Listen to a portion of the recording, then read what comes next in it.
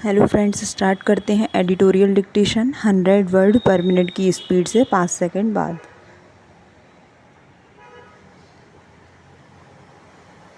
Start. सच कहूँ तो चुनाव परिणामों में की सबसे बड़ी हेडलाइन हमें तब मिली जब 4 जून की दोपहर वोटों की गिनती से रुझान स्पष्ट हुआ और खबर आई कि प्रधानमंत्री नरेंद्र मोदी ने चंद्रबाबू नायडू से फ़ोन पर बात की है।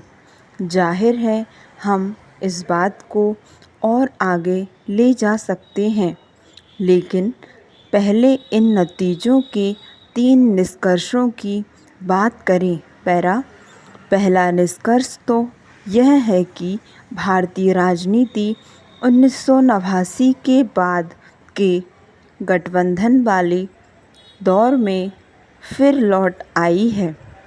दूसरा निष्कर्ष यह है कि भाजपा को शिकस्त दी जा सकती है और तीसरा यह है कि करीब 100 सीटों के साथ कांग्रेस को पुनर्जीवन मिल गया है।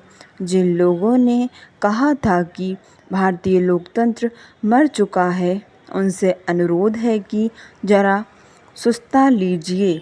जिन लोगों ने कहा था कि भारत के मतदाताओं का ध्रुवीकरण हो गया है, वे कृपया उन 64 करोड़ से ज़्यादा मतदाताओं से माफ़ी मांगें जो प्रचंड गर्मी में भी वोट डालने गए। इस बात पर भी गौर कीजिए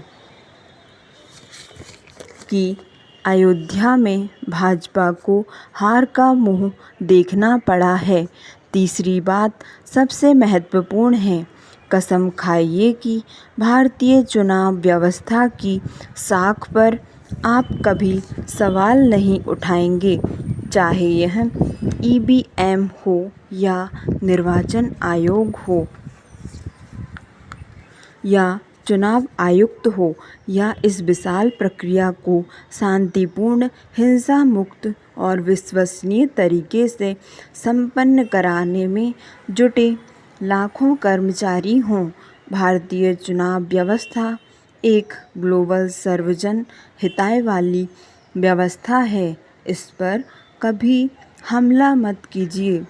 यकीन ना हो तो मेक्सिको में हुए चुनाव को देखिए, जो भारत में हुए चुनाव के साथ साथ कराए गए और जिनमें 37 उम्मीदवारों की हत्या की गई।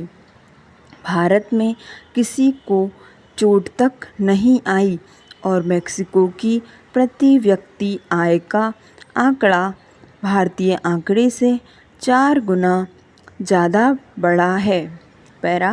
और अंत में बैंकरों, निवेशकों और फंड मैनेजरों से एक अनुरोध। शेयर बाज़ारों में होने वाली उथल-पुथल पर जरा नज़र डालिए। आप सब महानुभाव उन लाखों लोगों से वादा कीजिए जो अपनी गाढ़ी मेहनत की कमाई के साथ आप सब पर भरोसा करते हैं कि आप उनका वोट दृष्टि से देते हैं। उस दृष्टि से बाज़ार में अपनी पहल नहीं करेंगे। मैं मानता हूँ कि राजनीतिक विश्लेषण का बड़ा आकर्षण होता है, लेकिन इसके साथ आपकी साख और आपके निवेशकों के पैसे जोखिम में रहते हैं। इसलिए हमें जैसों के लिए छोड़ दीजिए। हम आपकी तरह स्मार्ट नहीं हैं, लेकिन हम में वह खासियत है जो बाज़ार पर नज़र रखने वाले किसी मासूम और भावुक शख्स में नहीं होती है। वह है स्वस्थ राजनीतिक संशय वाली दृष्टि। इस चुनाव अभियान के दौरान मैंने फंड हाउसों और दलालों में सबसे भयानक और डरावनी बात देखी। उन्होंने ऐसी कई रिपोर्टें लिखीं जिनमें भाजपा को 300 से ज़्यादा सीटें मिलने के दावे किए गए। एक मतदाता के रूप में वह उनकी ख्वाहिश रही होगी, लेकिन उनकी बातों में आकर निवेश करने वाले अब इसकी कीमत चुका रहे हैं। स्टॉप। धन्यवाद। आपको डिक्टेशन पसंद आई हो तो लाइक और सब्सक्राइब करना ना भूलें।